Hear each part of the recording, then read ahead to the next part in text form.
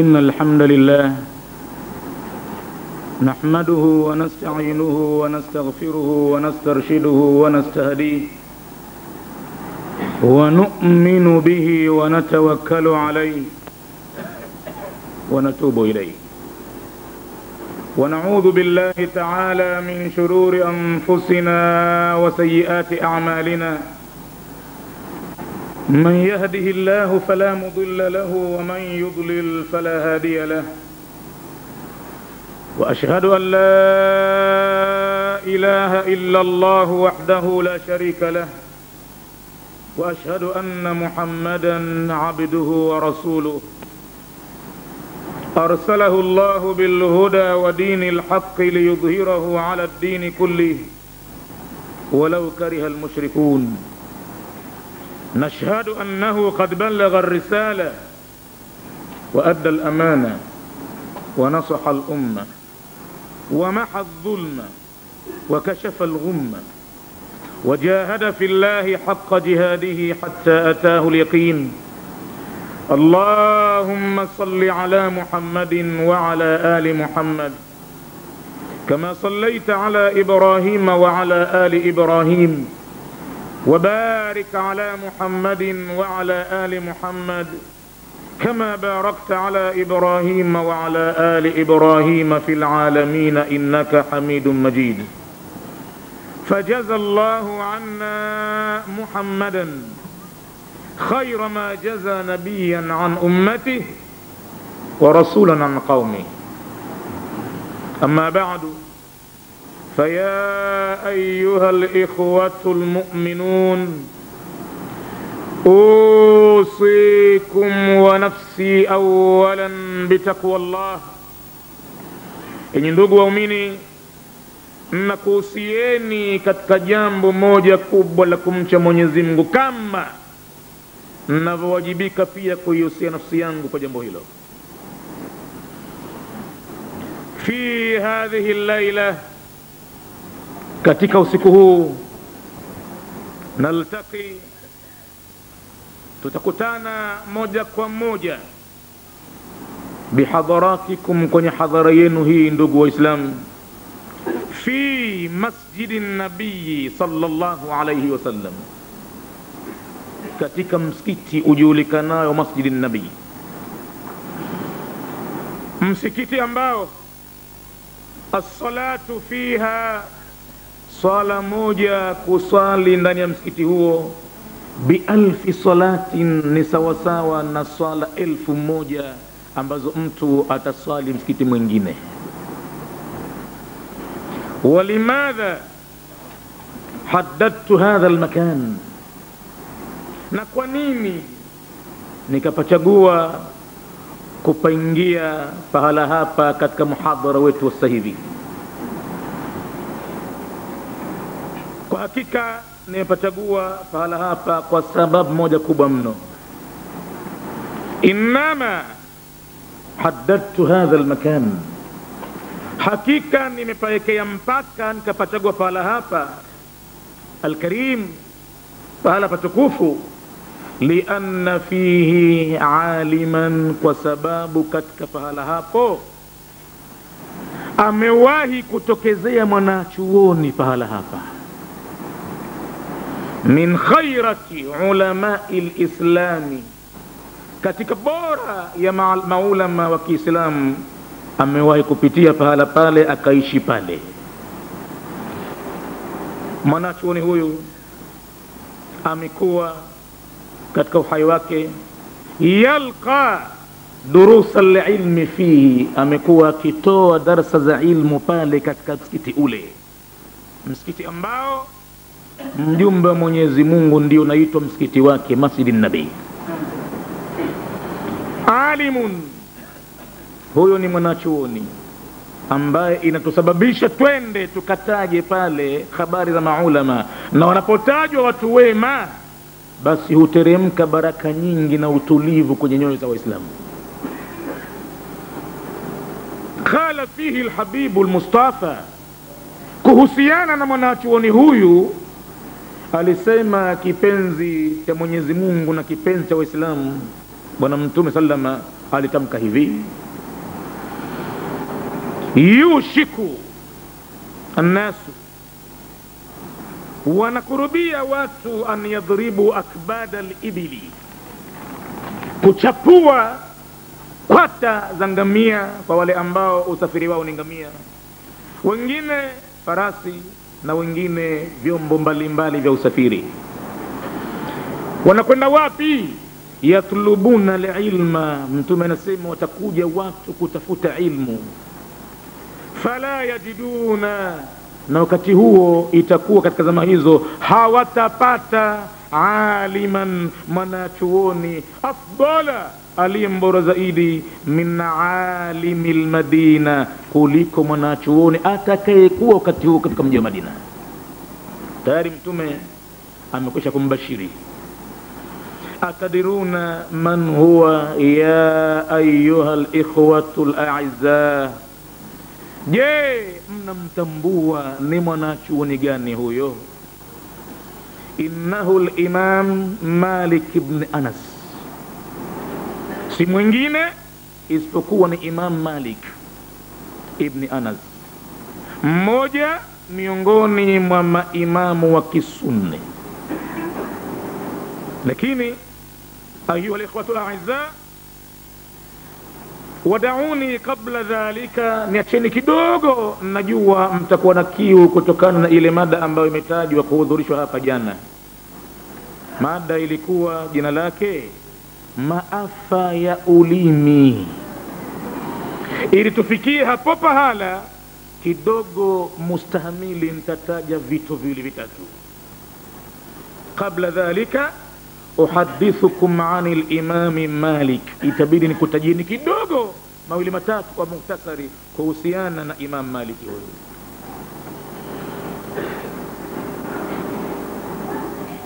Walimadha ikhtartu al-imama Malikan, na kwa nini nikamchagua usiku wa leo Imam Malik? Si peke yake, kwani maana wanavyuoni wengi wamepita, lakini liko jambo limetokezea katika Uislamu kubwa mno. Wakati wa uimamu wake huyu, wakati wake alipokuwa pale Madina, alipewa jina Imamu Daril Hijra, imamu uliokamata mji uliohamiwa na mtume, na mtume kambashiria alitokezea mtu kama huyo kushika nafasi ya kuongoza Waislamu. Kwa hivyo, kwa nini tukapachagua pahala hapa au tukamchagua Imam Malik kumzungumza leo?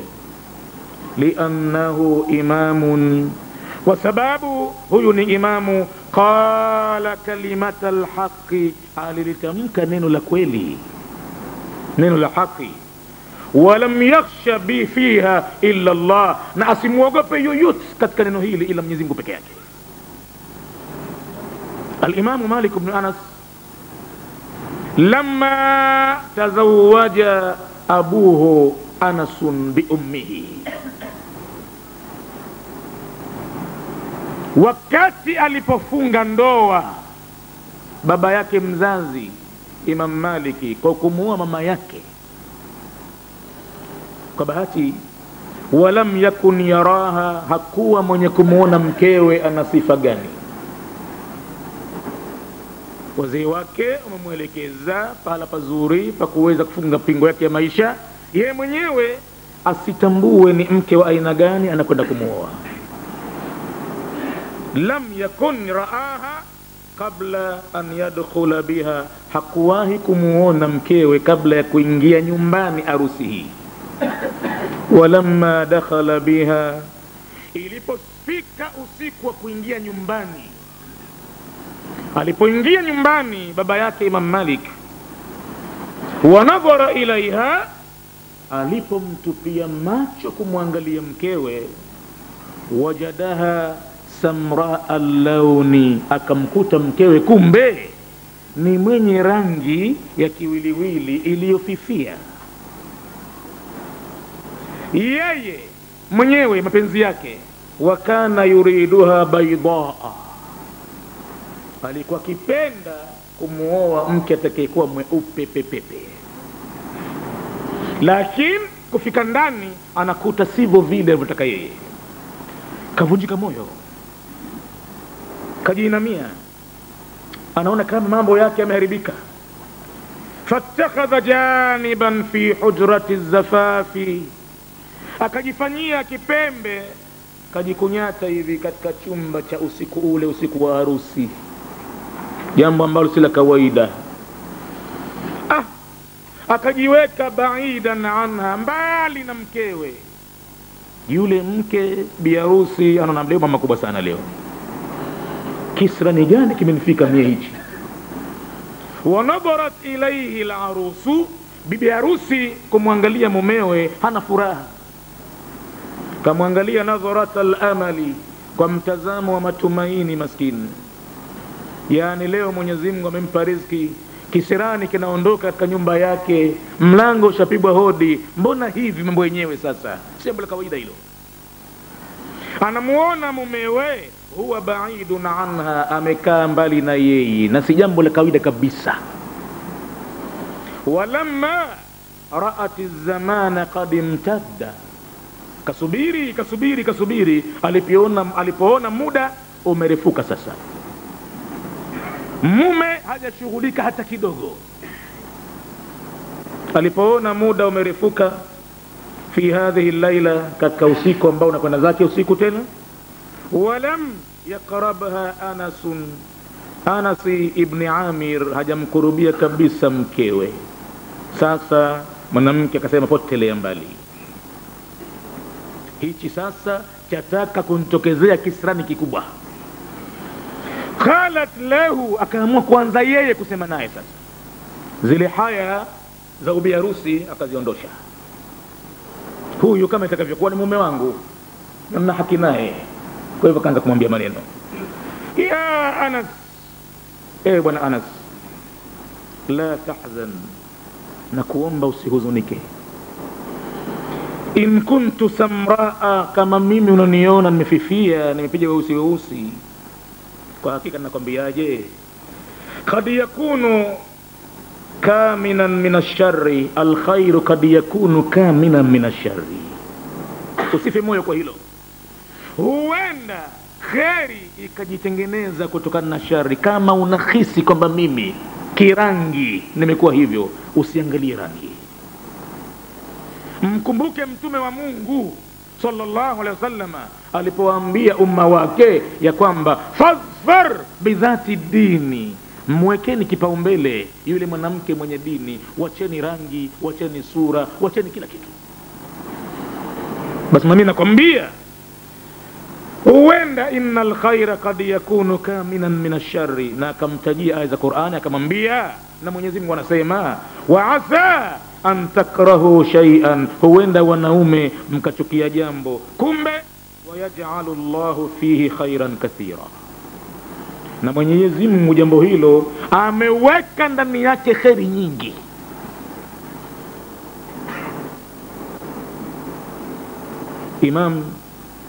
Baba yake Imam Malik, mzee Anas, hapa kwa hakika ulivuruga moyo wake, akamuona Mwenyezi Mungu zaidi, akayaona maneno mtume zaidi kuliko matakwa yake.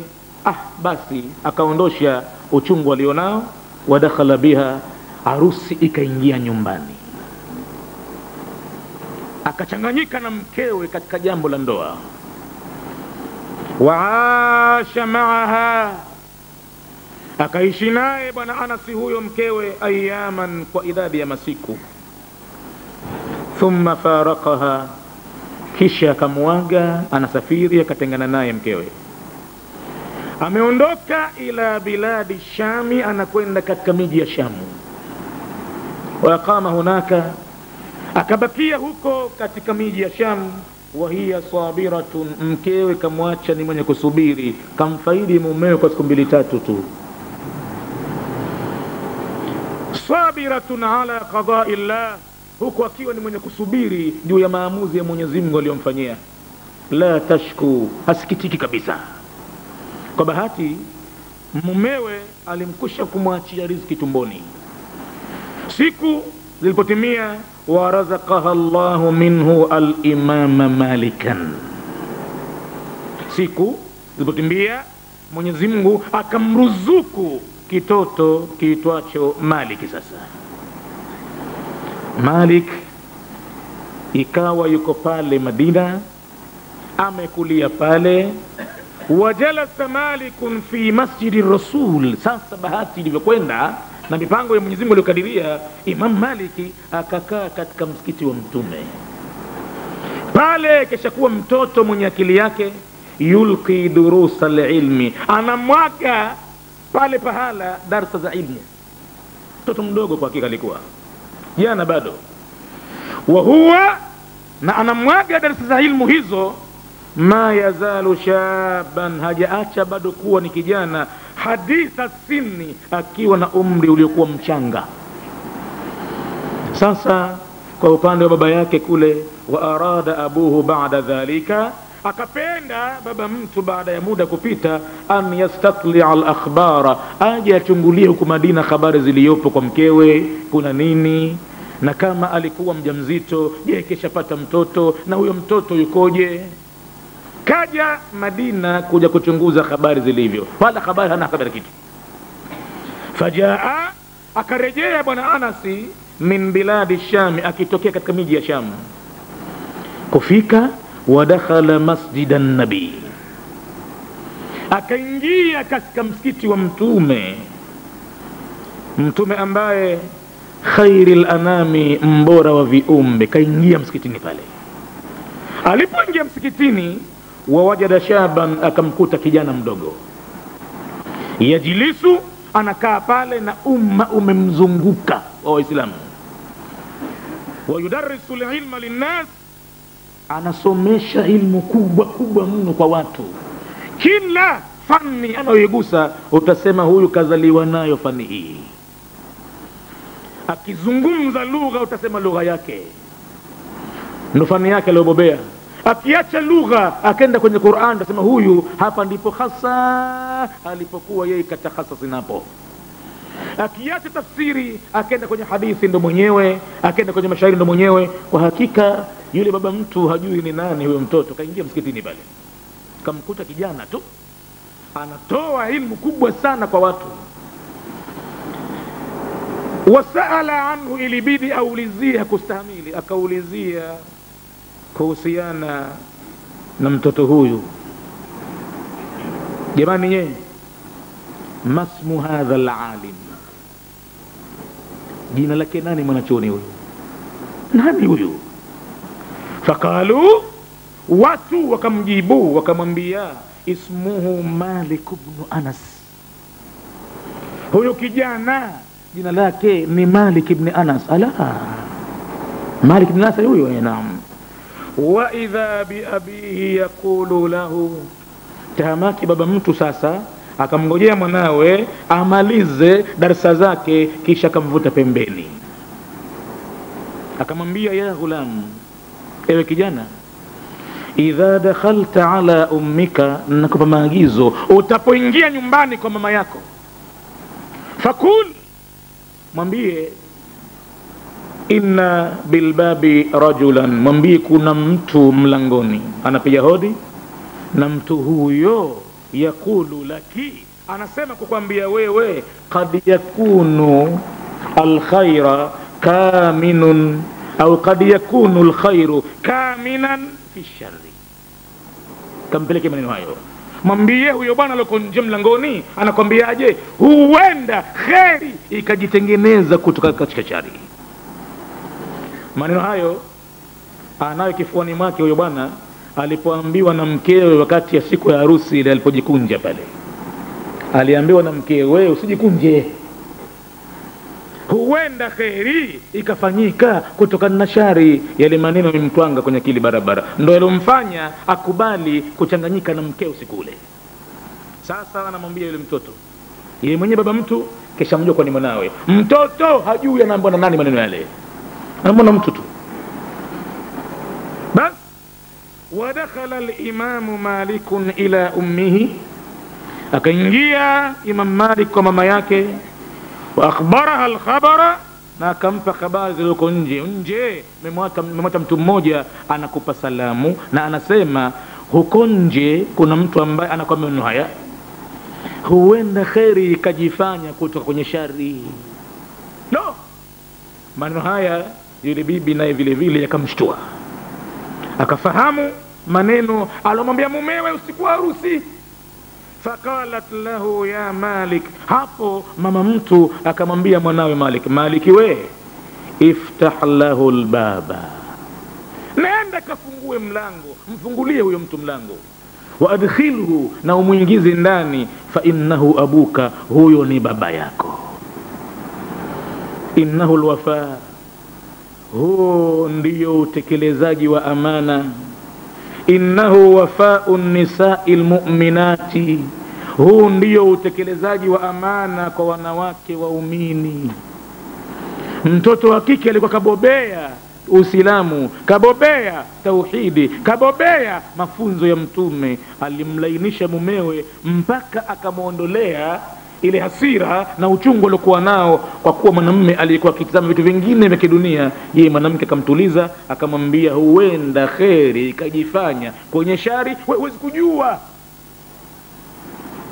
Sasa baba mtu naye vile vile ameshakubali hilo, kamwambia mwanawe, nenda ndani, mwambie mama yako nje kuna mtu anakwambia huenda kheri ikajifanya kutoka kwenye shari.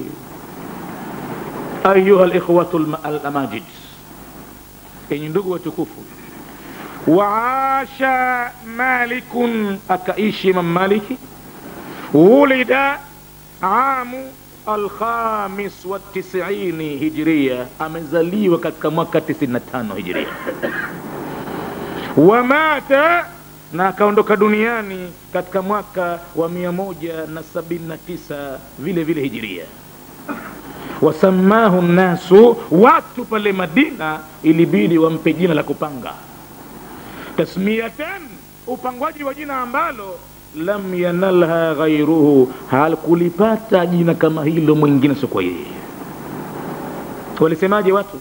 Jamani, la yufta hapa Madina, pasitolewe fatwa ya dini, fil madinati, katika mji wa Madina, madama Malikun fil Madina, madhali Maliki yuko bado hai, yuko Madina, lazima na yeye akatakwe fikra yake anasemaje kuhusu swala hilo. Tusiamue jambo tu hivi. Madama Malikun fil Madinati, madhali Imam Maliko hapa, tunakubali kuna wanavyoni wengi, lakini pamoja na kuuliza wao tusimsahau, tusimwache Imam Maliki vile vile. Ilibidi watu wampe jina hilo na wampe daraja hiyo. Atadruna limadha, je mnafahamu kwa nini lilowafanya watu waseme hivyo nini? Kwa hakika alhadithu ba'da dhalika, tukio lotokezea kwa hakika ilikuwa ni kubwa, ndio watu wakaamua ya kwamba pasitolewe jawabu ya dini, ila Imam Maliki apatikane na yeye vile vile atoe fatwa yake vile vile. Naam, inna mraatan, kilichosababisha mpaka apewe jambo hilo, kuna mwanamke mmoja min nisai al-Madina, katika wanawake wa Madina pale zama za Imam Malik, fil Madinati al-Munawwara, matat, mwanamke aliondoka duniani. Sasa ikabidi akoshwe na wanawake wenziwe maiti yake. Walamma matat, alipokufa mwanamke huyo, jia laha bil mughassila, kwa hakika akafika kwa ajili yake muoshaji mwanamke, li tughassilaha, ili amkoshe maiti yake. Lakini sasa litokezea jambo hapo kubwa mno. Sasa hapo ndo tunaanzia maudhui yetu, maafa ya ulimi yalivyo. Mkoshaji sasa, walamma wudhi'a aljuthmanu, ulipowekwa mwili wa maiti, li yughsala, ili mwili ule ukoshwe. Wajaat almughassila, alipoingia mwanamke kukosha, litasubba almaa, ili aanze kumimina maji, ala jasadi almaitati, juu ya mwili wa maiti. Wa bainama hiya tasubbu almaa, huyo muoshaji wakati anamimina maji ya mwanzo kabisa kutaka kuanza kumkosha maiti, subhanallah, alipotaka kumimina maji ala farjiha, katika sehemu zake za siri, kumstanjisha kabla ya kumwanzisha kumkosha, idh dhakaratha bisu'in, tahamaki mwoshaji akamtajia mwanamke maskini ubaya. Ubaya sio husika nao, alikuwa baria, yuko mbali kabisa na ubaya huo. Lakini basi tu mtu kazoea tu ulimi wake ya kwamba hautaji kheri. Hapa ndipo tunapoondokea kwenye maudhui hii, maafa ya ulimi alivyo. Ni jambo ambalo sio kama limebuniwa tu, limetokezea pale Madina. Alimtajia ubaya mwanamke, waqalat, ubaya wenyewe alisema hivi: kathiran ma zana hadha alfarju. Tabia ya kike hiyo. Sasa anacheka mwenye, uchi huu, uchi umezini huu, na ilhali ya kuwa maiti yuko mbali nalo jambo hilo. Anataka kumiminia maji kwanza kumkosha, anaanza kumtajia ubaya. Kathiran ma zana hadha alfarju. Je, ndugu Waislamu, famadha hadatha, kilitokezea nini? Hal yatruku Allahu al-amra hakadha, je, Mwenyezi Mungu aliacha jambo hili hivi lipite basi ndio imekwisha mambo? Ayahsabu al-insanu an yutraka suda, hivi anadhani mwanadamu ataachwa hivi hivi tu? Kuna wakati ufalme wa mbinguni umekasirika kabisa kabisa. Yatosha binadamu kuingia makosani kwa jambo la ulimi wake tu. Mwenyezi Mungu Subhanahu wa Ta'ala anamwambia mtume wake, wakul liibadi yaqulu lati hiya ahsan. Muhammad, sema uambie waja wangu waliseme lile neno ambalo zuri. Kwa sababu kwenye ulimi, inna shaitana yanzaghu bainahum, shaitani atakuwa akichochea baina yao kwa kwanza kutumia ulimi. Inna shaitana, hakika shaitani, kana lilinsani aduwan mubina, ameshakuwa kwa mwanadamu ni adui aliyedhahira, kujificha. Kwa hivyo Muhammad, waambie waja wangu wakisema maneno waseme maneno mema. Kwenye ulimi ndo chanzo cha kila kitu. Alipomtajia ubaya maiti wa watu, kilicho tokezea pale kwa hakika Mwenyezi Mungu anasema kwenye Qur'ani, wama kunna anil khalqi ghafilin, sisi hatakuwa wenye kughafilika na viumbe vyetu, tunawajua. Ma yalfidhu min qawlin, hajawahi kutamka lolote binadamu, illa ladaihi, isipokuwa mbele yake raqibun, yuko tayari mwenye kongojea, atidun, tayari kuandika. Fala nakussanna alaihim biilmin, na Mwenyezi Mungu anasema tena, tutawasimlia binadamu mambo yao kwa ujuzi kamili, kwa sababu wama kunna ghaibina, walipofanya mambo yao hatukuwa mbali nao. Inna Allah Ta'ala yunadi, Mwenyezi Mungu mtukufu anatangaza, anasema, ana Allahu, mimi ndo mwenyewe Allah, la ilaha, hakuna muabudiwa mwingine illa ana, isipokuwa mimi.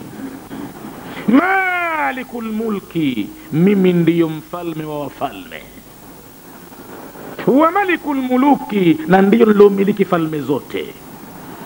Khulubul muluki fi yadi, nyoyo zote za wafalme na waliomiliki ziko kwenye mikono yangu, nasarifu nitakavyo. Inna Allah Ta'ala, enyi ndugu Waislamu, Mwenyezi Mungu mtukufu, ya'lamu dabiba arjulin namlati, anajua mpaka mchakato, mtambao anaotambaa kwa miguu ya nani? Mdudu chungu, sisimizi, tena aliyekuwa mweusi, as-samra, na anapita ala sakharati as-sammaa, juu jabali kubwa mno. Anambie wewe mdudu chungu, sisimizi, anapita yeye mwenyewe mweusi, anapita katika jabali kubwa mno, tena fi lailati dhulmaa, katika usiku wenye kiza. Nani mwenye habari kwamba kwenye jabali kule kunapita mdudu chungu mweusi usiku wa manane, kiza? Nani ana habari? Basi Mwenyezi Mungu anajua hata mwendo sisimizi. Allahu yadri kulla ma tudhmiru, Mwenyezi Mungu anayajua yote unaoyapanga kwenye moyo wako mja. Ya'lamu ma tukhfi wa ma tudhihiru, anayajua yote unaoyaficha na unaoyadhihirisha. Wa in khada'ta an-nasa, na kama utawadanganya watu, lam tastati', wewe hutaweza kabisa khidaa, kudanganya man yatwi wa man yanshuru, yule ambaye anakunja na kukunjua. Huyo mdanganyi huyo, utawadanganya viumbe wote lakini hutaweza kumdanganya Allahu jalla jalaluhu. Alima ma kana, Mwenyezi Mungu ameyajua yaliyokuwa huko nyuma kabla ya kuwa kwake. Wa alima ma yakunu, na anayajua yale ambayo yanakuwa hivi sasa na yatakayokuwa baada ya miaka 1000 anayajua. Wa alima ma la yakunu, na anayajua yale ambayo hayakuwa wala hayawi. Kafia mtoto tumboni, Mwenyezi Mungu anajua. Lau kana, laiti kama angelikuwa hai, kaifa kana yakunu, vipi angelikuwa. Mwenyezi Mungu anajua. Hana habari ya bidaya, yani kumdhirikia jambo kisha kashtuka, mbona imekuwa hivi? Hapana. Alima ma kana wa alima ma la yakunu wa alima ma la yakunu lau kana kaifa kana yakunu, sio kuchezewa kabisa huyo. Je, Mwenyezi Mungu awache ile maukifu iwe vile vile ndio imemalizika? Kasema mtu basi, hata haiwezekani. Imra'atun mu'minatun, mwanamke muislamu, wudhi'at ala khashabatil ghusl, kawekwa katika kitanda au ubao wa kukoshewa. Wa indama sabbat alaiha almughassilatu almaa, alipommiminia mkoshaji maji, dhakaratha bisu'in, kamtajia ubaya. Waqalat fi haqqiha, akatamka maneno mabaya kuhusu haki ya maiti yule. Anasemaje? Kathiran ma zana hadha alfarju, ni mara nyingi mno umezini uchi huu.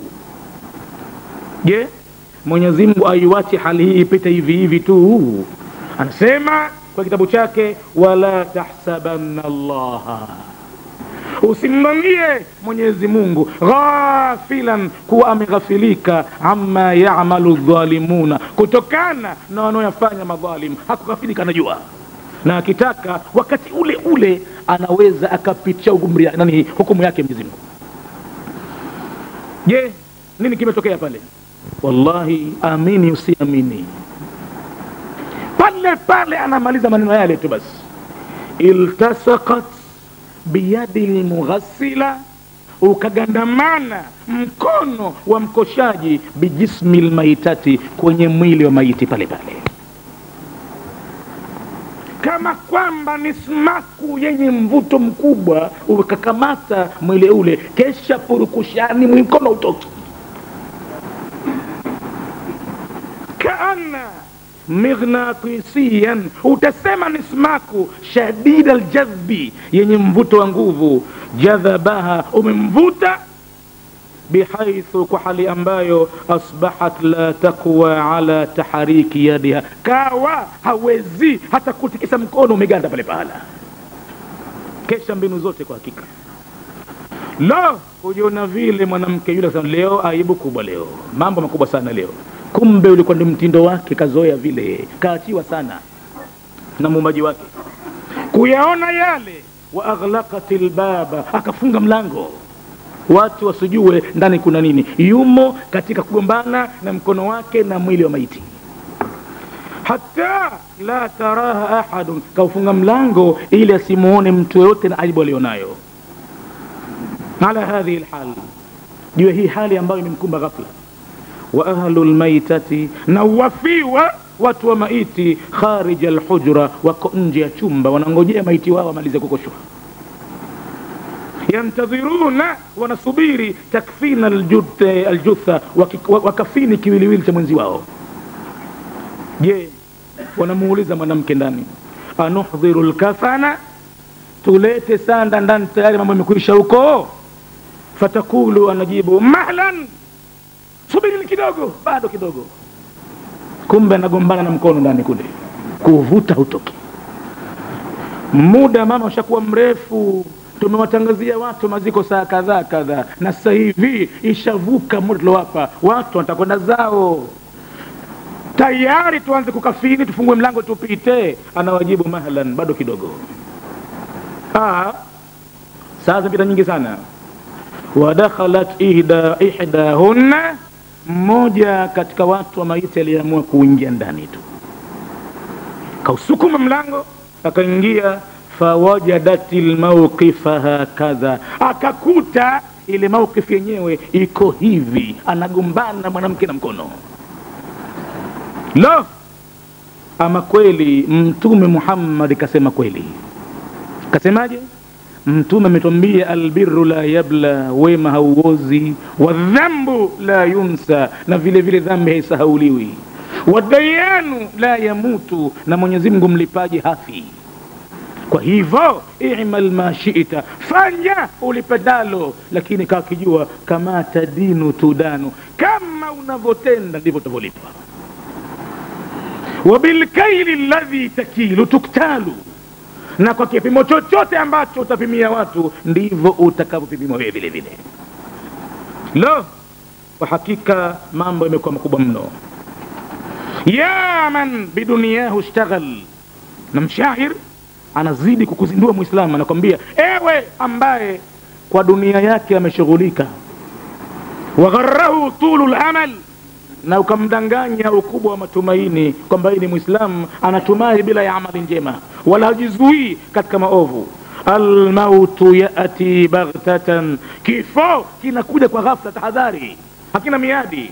Walqabru sunduqul amal, na kaburi ndiyo sanduku lako la amali zako. Inna Allaha yudafi'u 'anil ladhina amanu, Mwenyezi Mungu ni mtetezi kwa wale ambao waumini, hawatoachilia bure waadhiriwa huko. Inna Allaha la yuhibbu kulla khawanin kafur, na Mwenyezi Mungu hawapendi wala hampendi kila aliyekuwa khaini, mkanushaji wa neema zake. Bal innal mawqifa ashaddu min hadha au akthar, ile mawqifu ya pale kwa hakika ilikuwa zaidi kuliko hivi. Isma ila qawli alhabibi almustafa, tega sikio vizuri usikilize kauli ya kipenzi ya Mwenyezi Mungu mteuliwa. Wa huwa yakulu, Mtume anasema fi hadithin, katika hadithi ambayo ukisoma hadithi hiyo au kusikia utaanza kuona mwili mzima unasisimka na hofu na kuingia. Mtume anasemaje? Ittaqi da'watal madhlumi, iogope dua ya mwenye kudhulumiwa, walau kana kafiran, hata kama alidhulumiwa ni kafiri, fa alayhi kufruhu, mji wake mwenye ukafiri wake. Ogopa dua ya ambaye kadhulumiwa, kwa sababu anapopeleka maombi kwa Mwenyezi Mungu, basi naam, hakuna kiziwizi wala pazia. Fa innaha laysa bainaha wa baina Allahi hijabun, hakuna baina ya Mwenyezi Mungu na dua hiyo hakuna kiziwizi. Wa yastakbiluhu Allahu, anaipokea Mwenyezi Mungu moja kwa moja, huku akisema wa izzati wa jalali, naapa kwa nguvu zangu na naapa kwa utukufu wangu, la ansurannaka walau ba'da hinin, nitakunusuru uliodhulumiwa japo kwa baadaye kidogo. Kama si sasa hivi basi bado robo saa tu, kama si mwaka huu basi mwakani, lakini lazima nitakunusuru. Maiti imedhulumiwa, anatajiwa ubaya katika ubaya ambao Mwenyezi Mungu ameusema kwenye Qur'ani, adabu ya